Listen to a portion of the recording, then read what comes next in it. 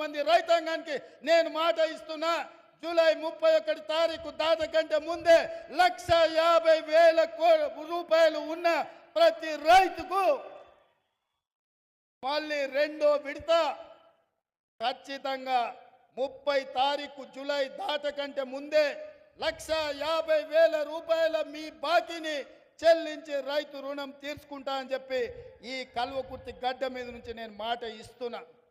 ఇదే కాదు, 2 తారీఖు నుంచి 14 తారీఖు వరకు నేను విదేశీ పర్యటనకు వెళ్తున్నా.